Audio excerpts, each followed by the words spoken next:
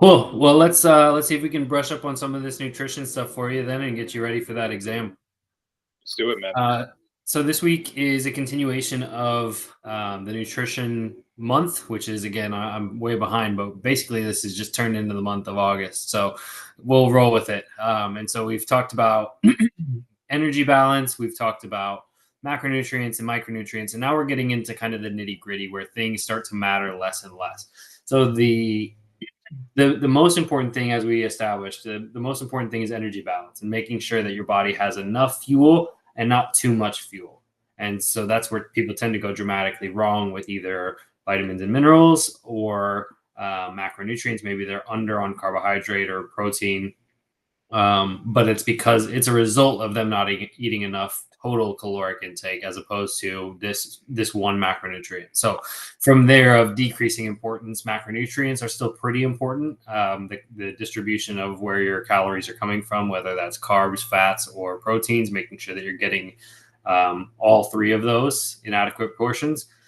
And then last week talked about the micronutrients, and so those have a moderate effect where they're contributing to your overall health, but there's not much evidence that they're going to contribute to your athletic performance. So we'll continue with that trend into nutrient timing, where again these things are going to matter less and less, but they can still move the needle a little bit if you're trying to maximize athletic performance. So for nutrient timing, the kind of big picture, take a step back and kind of see it for what it really is. I tend to think about it in different phases. So you can look at the day, or I mean, you could really expand it out to the week, the month, whatever, how far you want to go. But most people are going to be able to take away practical suggestions on a daily level. Are you meeting the daily requirements? Because then, if you are, most of the other things don't necessarily matter that much. The biggest consideration for me and where I see athletes go wrong is what their daily intake is. Obviously, they could do better, and they could load up pre-training a little bit better, or they could load up post-training a little bit better. But if they're getting enough throughout the course of the day, the pre-training doesn't matter so much, and the post-training doesn't matter so much. Those are just starting to kind of nitpick and try to perfect the diet as a whole. So then we'll get into the specifics of the pre-training and what that should look like during training, and give some practical suggestions for kind of maximizing the training adaptations. If you're able to push harder in training, then your body's gonna adapt to that. So the harder you can push yourself, then the more athletic you're going to become. So having adequate nutrition to be able to push is half the battle there. And then post training, getting ready for either the next training session or a competition, depending on where you are in the week. So, daily requirements. A typical suggestion for athletes is to eat somewhere between 4 to 6 meals, and it's not necessarily shown to be more beneficial if you're eating six as opposed to four. There's some individual like one-offs where it's like, okay, yeah, six makes more sense for you, or four may be better for you, but for the most part it doesn't really make much difference if you're eating anywhere in that range of 4 to 6 meals per day. And you want to spread out your nutrients throughout the course of those meals. You don't necessarily want to go, like, for example, if you're trying to eat 200 grams of protein in a day, you don't really want to go 180 in your first meal and then try to get 5 in the next four. So you should, generally speaking, you should space them out fairly evenly in order to maximize your body's ability to break down and digest those different nutrients, and that goes for carbs as well as protein, and as also it applies to the micronutrients that you're getting. So if you can space out calcium consumption throughout the day, then it's going to be better distributed throughout the body than if it was all consumed all at once. Again, that stuff starts to matter less and less. So the total daily intake is what seems to matter most. Again, making sure that you're getting adequate total daily protein matters more than protein timing. So a lot of people have this conception where as soon as I finish my workout, I need to get protein in right away. And that's not necessarily true. So the total protein intake is what matters more for things like muscle hypertrophy. The carb demands depend a lot on the individual. So there's a wide range, and this, you'll see this in the NFCA's textbook as well, is that it depends on the nature of the sport. It depends on the size of the individual. There's a lot of variance here in between individuals. So it's kind of hard to say what you should be getting for your total carb demands. Protein depends primarily on body size. You can go based on lean body mass if you're a really large individual, but for the most part, it's relative to your body size. Whereas carb demands, it's not just body size, but it's activity level, intensity level, things like that. Any questions so far?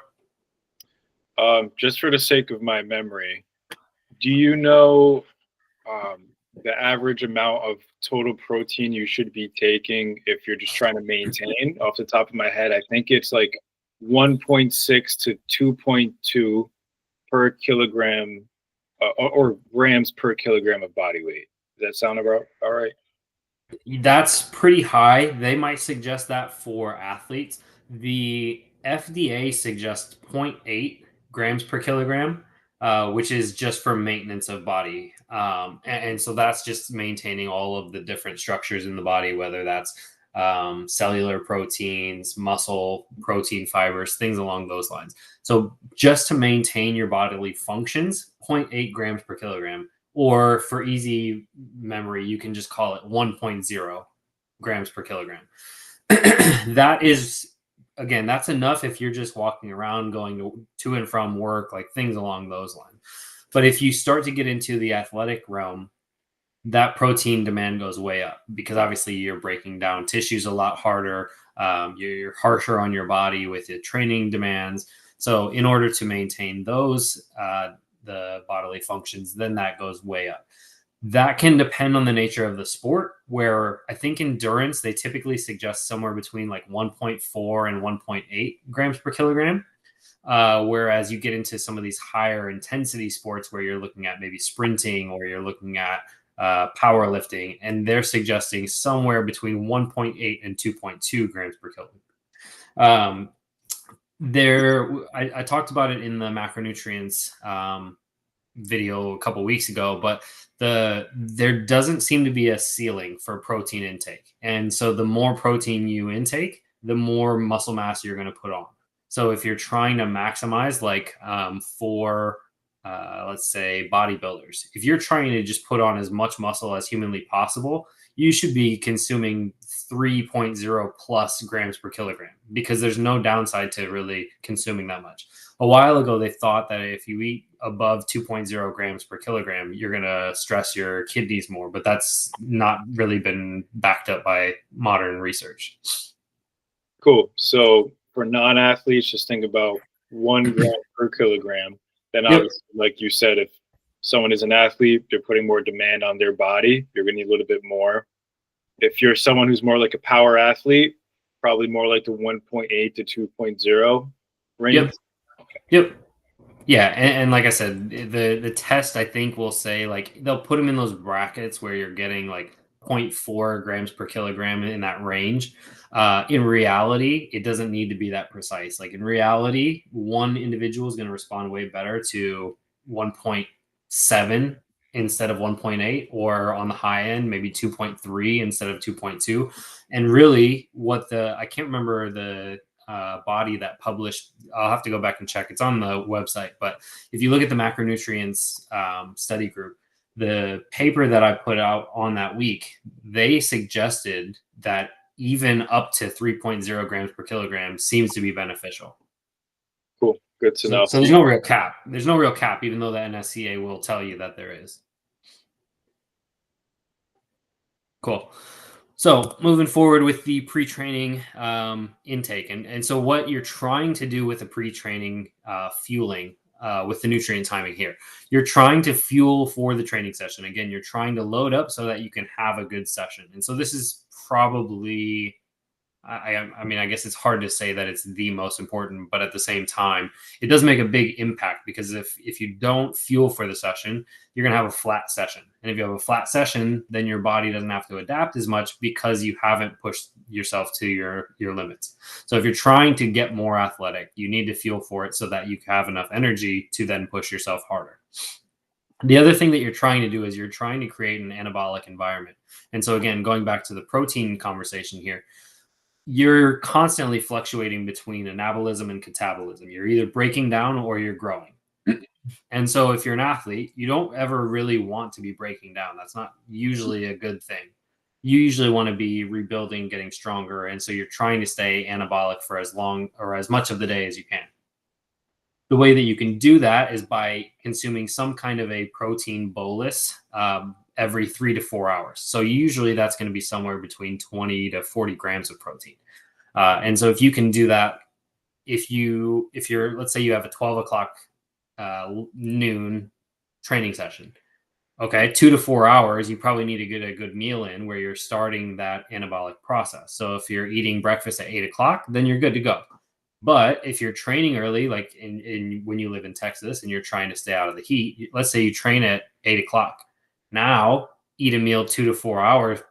Does anybody really want to wake up at 6 a.m. and eat 30 grams of protein? Not really. So depending on the individual, and this gets emphasized in the paper for this week, but it can be tricky to kind of navigate this 2 to 4 hour pre-training meal depending on the demands of the rest of your day. But generally speaking, you want 2 to 4 hours pre-training. You're trying to load up on carbs. You're probably getting a little bit of a protein mixed into your meal. But the emphasis here is getting high carb meal. And so they're suggesting somewhere around 200 to 300 grams. If you want to do the exact math or calculation for it, it should be 1 to 4 grams per kilogram. And so for most people, that's going to be somewhere between, on the low end, you're looking at 80 grams. Or if you're on the high end, you're looking at 320 grams. So somewhere in that range, but the more the merrier. So if you're able to get higher carb meal 2 to 4 hours pre, there's not really any downside to it. Consider low GI foods. And this gets more important the closer you get toward your training window. But like if you're getting really high glycemic index foods, and we talked about this, I believe, in the macronutrients section as well. I actually did go back and look it up. So the glycemic index is based on how quickly it spikes your blood glucose.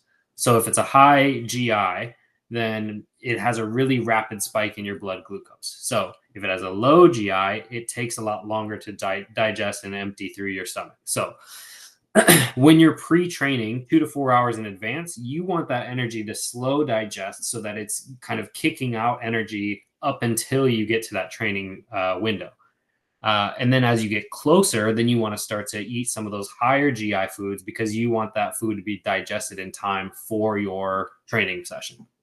So they suggest fast digesting snacks and beverages. These things tend to include things that are really high GI.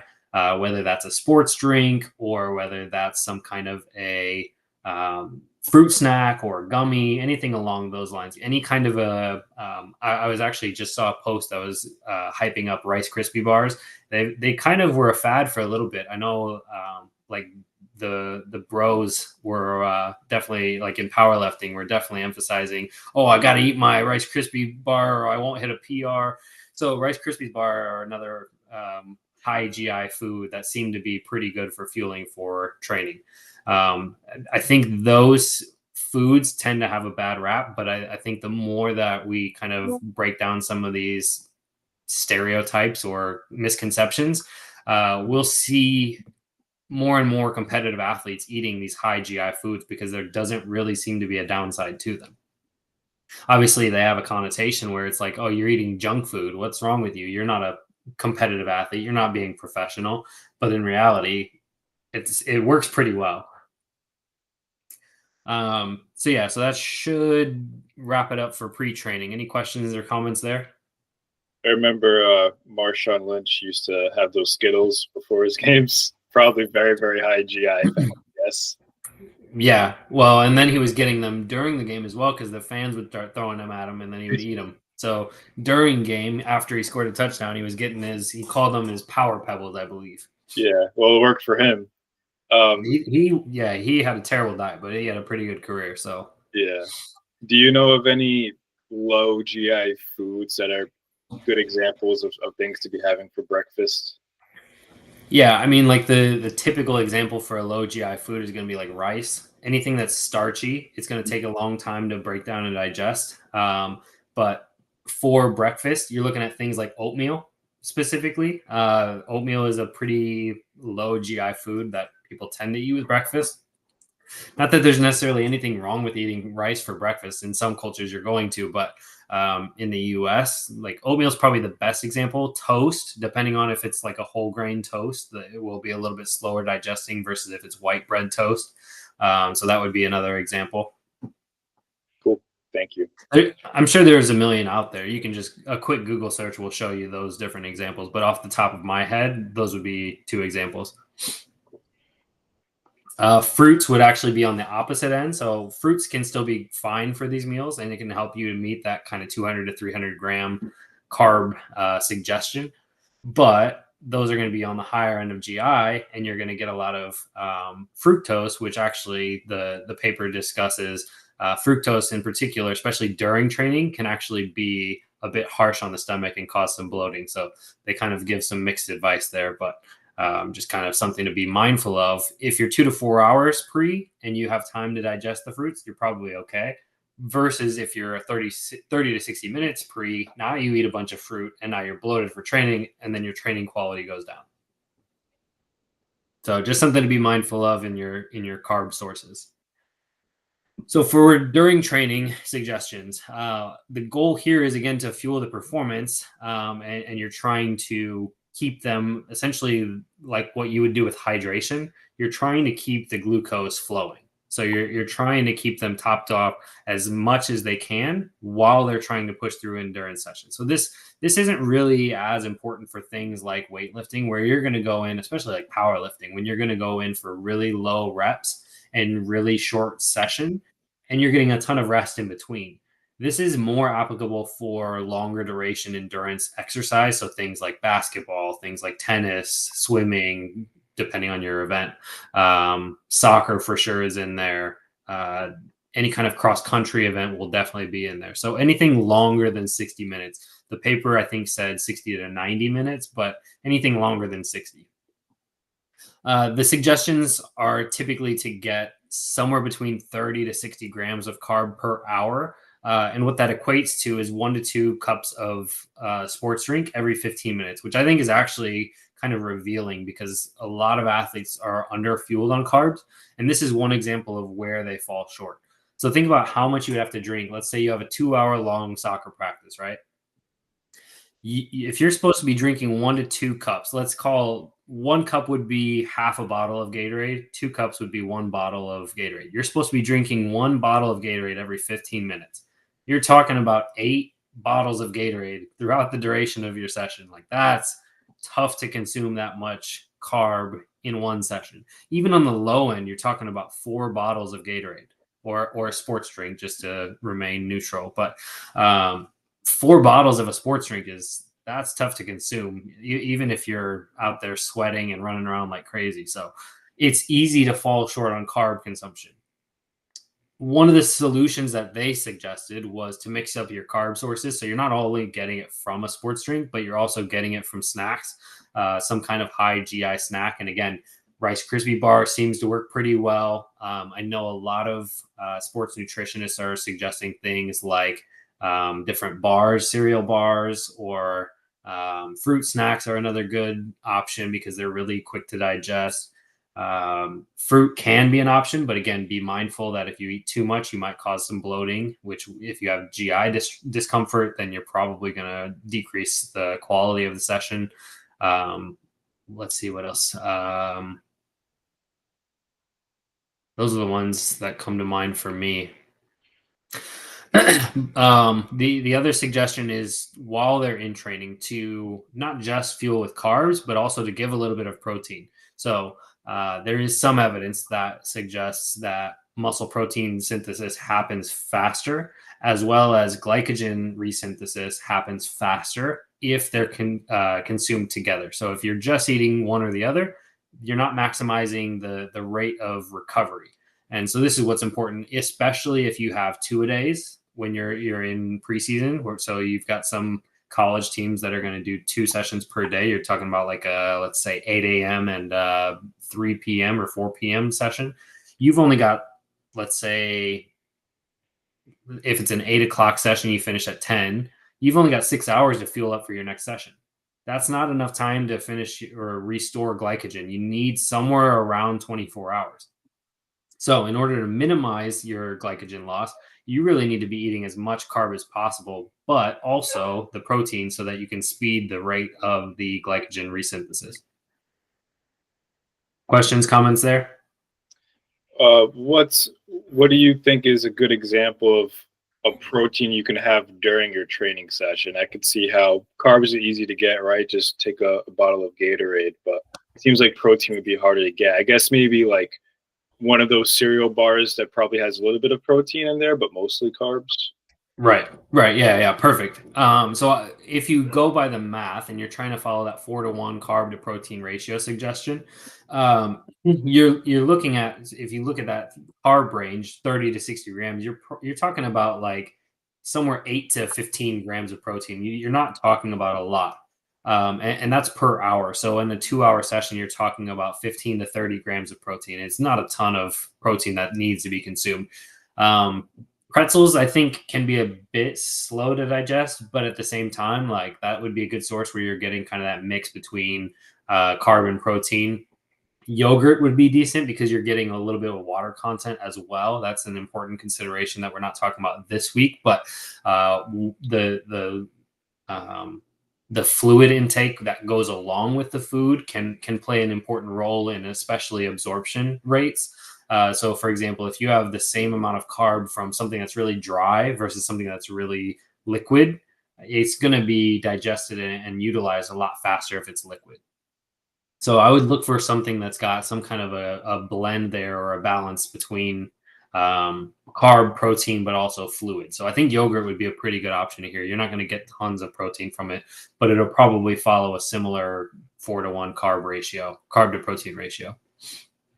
Cool. Yeah, that's helpful. And that's probably something that's super easy to just bring out into the field or the gym and Mhm. just really quick for the yogurt. Yeah, I think granola bars would be another option where you're going to get maybe 2 grams of protein per bar. You're not getting a lot, but I mean, I suppose if you have like what are they, Nature Valley, like those crumbly ones that nobody can ever eat and they fall all over your shirt instead of in your mouth, those probably have a little bit higher protein content. I don't know off the top of my head. I would guess probably 4 to 5 grams as opposed to the chewy granola bars are like 1 gram, maybe two. So those would be an option where you're getting a little bit lower GI through the oats and you're getting some carb, but then you're also getting a little bit of protein in there as well. Awesome. So then post training, what do you do after training? And this is where I think for whatever reason, this is where people love to talk about nutrient timing. So especially in the weightlifting, the body lifting, anybody who's talking about nutrient timing, usually what they're talking about or referring to is post training. After my session's done, what should I eat and when? And so there's an emphasis with that, like what they call the golden window of anabolism, and you're talking about I have to eat my 20 grams of protein within 30 minutes or else I'll die. Well, probably not, but anyway, the goal with post training nutrition, and again, it's not that post training is more important than pre. It just seems to be more popular mainstream for whatever reason. But the goal with post training fueling or nutrient timing is to restore glycogen, which is used basically your body stores glucose as glycogen within the muscle and the liver, and it breaks it down as needed for endurance exercise. Usually in short distance sprints, you're not using too much glycogen, but in longer distance endurance exercises, you're going to break down glycogen to use it as fuel for the exercise. The other thing that you're trying to do is you're trying to rebuild the muscle and you're trying to really stimulate muscle growth. So those are happening via glycogenesis and muscle protein synthesis. So those are the two things you're trying, or the pathways that you're trying to stimulate to then achieve the goal of restoring glycogen and rebuilding muscle, which both have pretty obvious and significant impact on performance. So suggestion wise, carb consumption of 1.5 grams per kilogram within 2 hours. Really, you're looking to, the sooner you can consume the carbs, the faster the rate of glycogen restoration. It's not the end of the world if you can't do it within 2 hours, but your rate is going to slow down a little bit. And so if your rate slows down and you only have, let's say, 6 hours until your next session, then you don't have time to really mess around. You want to get that in as soon as you can. If you have if you have back-to-back sessions, let's say day to day, and you have 23 hours to recover for your next session, you still don't have adequate time to fully restore your glycogen stores. And so you might have kind of that daily decrease where maybe you're down 10% after one session, but after your second session, you're down another 10%. And slowly you start to kind of decrease or run out of the money in the bank, if you will. So that's why it can be important to refuel the carb immediately post training, is so that you can maximize the rate of glycogen restoration. So if you're replenishing glycogen right away, then you have the rest of the day to kind of slow trickle and get back up to that 100% level. Same goes with protein.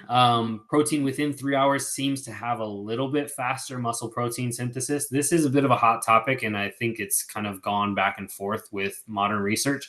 There was a study that came out in like the 90s, and it was like, this is the perfect window to eat protein after training to maximize your muscle growth. And then there was another paper that came out like I would say probably like 2015-ish. And they were like, actually, this is wrong. You don't really have to eat immediately after training. As long as you eat enough protein throughout the day, you're going to be fine. And the paper we'll talk about it later. But what it seems to be is that there's no downside to eating immediately after, but there might be an upside. So if you're trying to maximize performance, immediately after eating protein immediately after training is probably an okay thing to do, but it's definitely not a bad thing to do. So it may or may not help, but it definitely won't hurt. So you should probably be doing it. Comments, questions there? In terms of the carbs to consume after training, I'm guessing low GI probably makes more sense because you don't need to spike that blood glucose so soon after training. I don't actually know. I haven't seen the literature. The paper didn't discuss it. And in anything that I read, in any of the material I read or listened to trying to prepare these slides, they don't really talk about GI index post training. My hunch would tell me that if your rate of glycogen synthesis is fastest immediately after or within 2 hours after the session, it's probably better to be high GI, because then you're getting it into your system and it's getting through the stomach faster, and then you're going to maximize basically the glucose cycle. I don't know. I'd have to look into that or talk to a couple of my colleagues, but I don't know the answer to that question. Cool. Yeah, I wonder if it's just not vitally important, which is why they don't discuss it, but I would be curious to know. Mm-hmm. Yeah, I mean, we typically, like with our guys, we're suggesting things like sports drinks post. And we even, like, especially if they have a really hard day, like a longer session, 2 hours, definitely on game days, like as soon as they're done, we're giving them a sports drink to try to refuel and trying to top off. So that would be a high GI item. So that's the practical advice that I can give you, but I don't know the answer in terms of theory or research. So for the literature review for this week, there's a couple that I constantly refer people to in terms of what to read. The first one is the NSCA's Guide to Sport and Exercise Nutrition. This is a PDF, and it's, I don't know, 300 pages long. It's basically a textbook, but it's chapter by chapter, and it breaks down all the macros, all the micros, the nutrient timing, and the supplements. So it's literally going through like every possible variable in nutrition, and it's giving you exactly what you need to know. It uses modern research, and it's discussing trends and themes and disagreements, pretty much anything that's relevant to nutrition. So it's a really good resource for anybody who wants to learn the more sciencey side of nutrition. Eric Helms gives a little bit more of the practical side. It's still science backed, and it's really he's a really smart guy. He's really, like, all of his writing is backed by science, but it's more on the practical side of how to actually like put these things into play. And if you're trying to, he's obviously focused on bodybuilding and powerlifting as his two forms of competition, but at the same time, you can extrapolate and apply it to different athletic populations. So his both of his books are really good, but the Muscle and Strength Pyramid Nutrition is something that I refer people to constantly. So definitely check that out if you want to learn more about the nutrition. He breaks down basically his hierarchy of anything nutrition related, what you should focus on, and how to keep your priorities the priority. Brad Schoenfeld, this is the paper that caused a little bit of commotion, the nutrient timing revisited. So this was his basically challenge of the initial publication that said that there is a golden window for nutrient timing for protein. And he was basically pointing out, like, we don't really know if that's the case or not. And so he was kind of pointing out flaws in the previous research that suggested that there's a golden window for protein consumption after training. And again, they've kind of gone back and forth. It's still kind of up in the air in terms of what the official consensus is. But the what's their name? International Society for Sports Nutrition put out a consensus statement that we'll talk about in a second. And they suggested, well, there's no downside to eating protein immediately after, and it might have an upside, so you probably should. Jeff Nippard has a pretty short video. I think it's like 10-15 minutes long, talking about what to eat before, during, and after training. He's a pretty smart guy and uses a little bit more science-backed information as opposed to your typical bro who's just going to say, yeah, dude, just eat it. Just eat more chicken and broccoli and you'll be fine. But yeah, so he's a really successful bodybuilder and influencer, but he's got some really good content, especially on the muscle hypertrophy side. So not necessarily as relevant to athletic performance, but still, again, you can learn from it and apply the information to the unique population that you're working with. RP hypertrophy does a little bit better job of kind of tailoring the argument to different populations. He's got a video called Optimal Eating Times for Maximal Muscle Growth. And this is, he'll break down basically different training styles and how to maximize muscle growth for all of those. I think video is a little bit longer, maybe 20 to 30 minutes. For the publication review this week, again, the ISSN position statement. So this is all of their experts that are coming together to basically review the topic of nutrient timing. And so they went through literally every nutrient. They're looking at macronutrients, micronutrients. They're looking at different populations, different ages, different training volumes, intensities, literally breaking down everything you could ever argue about. And they're putting out their suggestion for what you should follow. So the first iteration was published in 2008, and then they've since put out the more recent publication. Oh, my eyes don't work anymore. I don't remember what year this was put out. More recently. I think it was 2020. I can't remember off the top of my head. Anyway, it's a more updated version with more modern arguments, a little bit more accurate research, and obviously new kind of trends in the research where they're more interested in different things. But it seems to be that nutrient timing is growing in importance or in relevance. There's a lot more people talking about nutrient timing than there ever really was. They said that it was first kind of conceptualized in like the 70s and 80s, and then it's become kind of it's been blowing up more recently within the last 10, 20 years.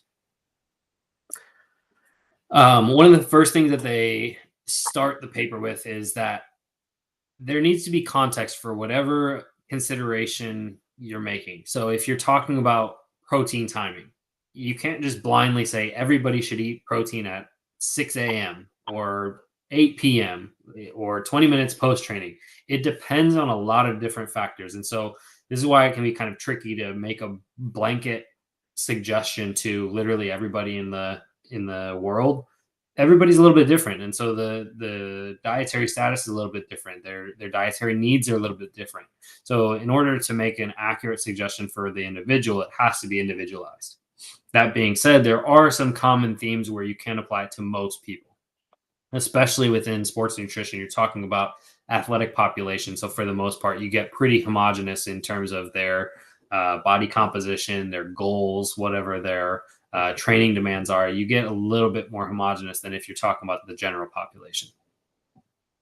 So some of the findings that they summarize, and they had a lot more within the actual paper itself. It's like a 30-page document where they break down all the different macronutrients and micronutrients. But the some of the bullet points here at the either in the abstract and in the summary are of the higher importance. So prolonged exercise, again, 60 to 90 minutes of moderate to high intensity relies heavily on endogenous carbs. So you're using whatever your body has stored, whether that's free glucose floating through the blood or the glycogen that's being stored in the muscle or in the liver. It goes through the blood glucose first, that burns up pretty quickly. Then it relies on glycogen stores within the muscle, and then it starts to burn through the glycogen that's stored in the liver. So in that order, you want to make sure that those glycogen stores are maximized. And so if you're trying to do that, again, there's those pre-training, you're trying to top off and get those glycogen stores as high as you can before. You're trying to also maximize the free glucose that's in your blood. And then during training, as that your body starts to utilize glycogen as a fuel source, it starts to decline. Then you want to start to kind of replenish them as you're going so that you don't just have this crater at the end that you're trying to fill in after training. So after training, obviously you're trying to restore whatever you had, but you're trying to do that throughout the session so that you don't have to do so much post training. The high intensity exercise burns through carb a lot faster, and so it requires an aggressive refueling of carb and fluid. Higher intensity, obviously, you're going to sweat a lot more. Basically, you just have to refuel everything at a higher rate. Rapid ingestion of high carbs in a high carb volume. So again, somewhere in that 1.2 grams per kilogram after the training session, 4 to 6 hours post exercise can restore glycogen faster. And again, so this seems to have a window. The suggestion that I've seen before was 3 hours, but this is saying 4 to 6. So somewhere 3 to 6 hours is safe to say you should be getting a lot of carbs in that post-training window to maximize glycogen replenishment. Adding protein to carb increases your glycogen resynthesis. Again, so if you're trying to maximize your glycogen stores, you probably want to consume protein with it to drive those carbs into the muscle. And so the mechanisms aren't necessarily spot on for that, but it does seem to have a practical takeaway where you can maximize your glycogen resynthesis by adding some protein to that post-training fueling. 20 to 40 grams of high quality protein. And when they talk about high quality protein, they're talking about concentration of the essential amino acids. So different protein sources have different densities of the essential amino acids. And they're suggesting 10 to 12 grams of essential amino acids maximizes muscle protein synthesis rate. So getting 20 to 40 grams of some kind of a high quality protein after training, but also throughout the day. Again, you're trying to split up 4 to 6 meals, and you're trying to keep that stimulus where you're in an anabolic state throughout the course of the day. Peri-workout protein consumption may improve muscle protein synthesis, and there's no downside to enacting. This was a point of contention where they basically reviewed all the literature and they said, we don't really know, but there's definitely not a downside to it. So they suggest that anybody who's trying to move the needle even just a little bit, you can achieve that by timing your protein after the training session. Timing for carb and protein consumption is less important than total daily intake. And again, this is a point that we've talked about throughout the entire month. The energy balance, total caloric intake matters more than anything else. From there, total macronutrient intake throughout the course of the day, week, month matters way more than when you consume the protein and carb.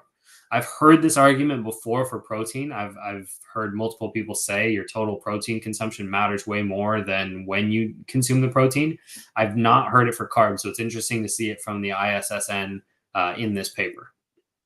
Total carb intake matters more than when you're consuming the carb.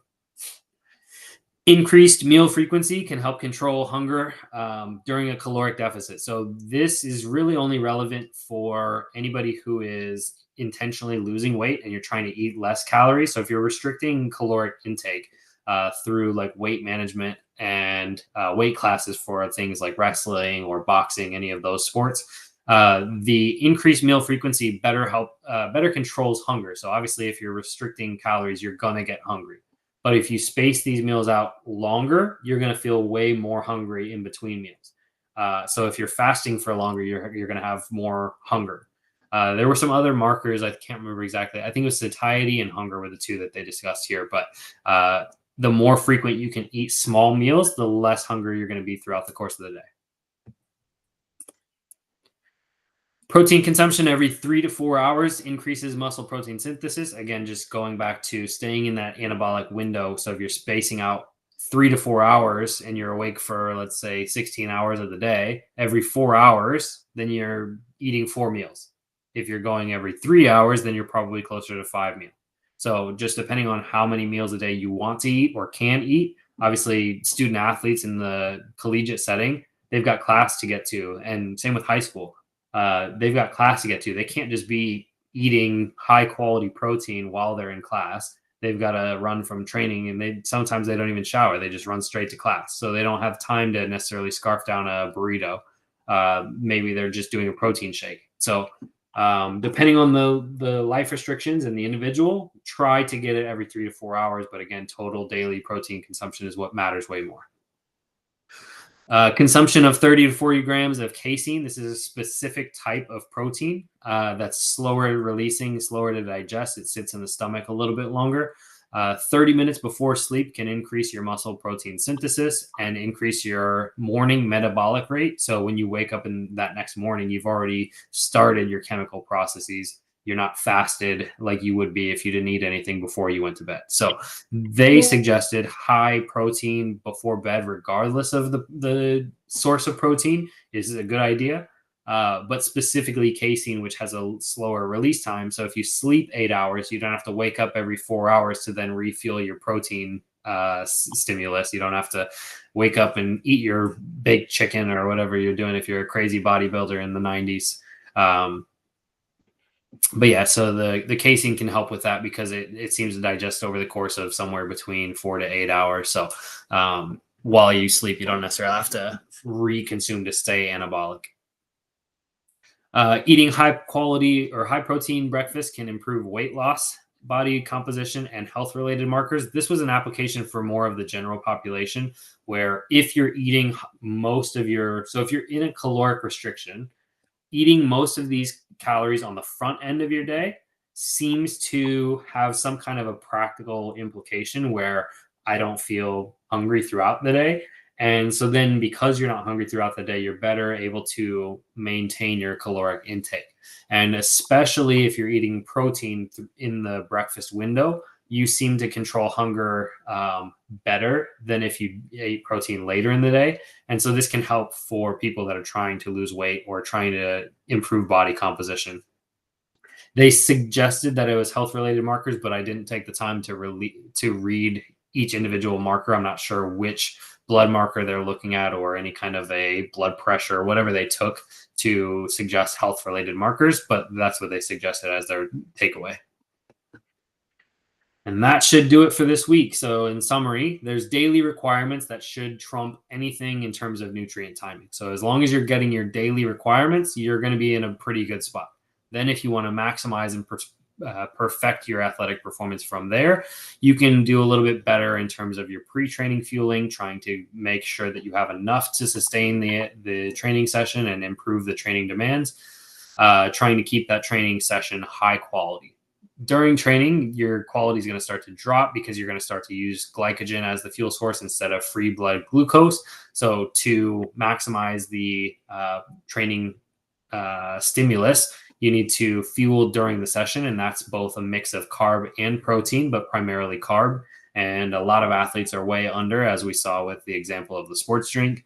And then post-training, the window is probably not perfect. It's not necessarily the end of the world if you don't get it within 2 hours, but somewhere in that 3 to 6 hour post-training is probably a good idea to restore glycogen and muscle. So if you're trying to increase muscle protein synthesis or glycogen stores, then some mix of carb and protein is probably a good idea within a reasonable amount of time post training.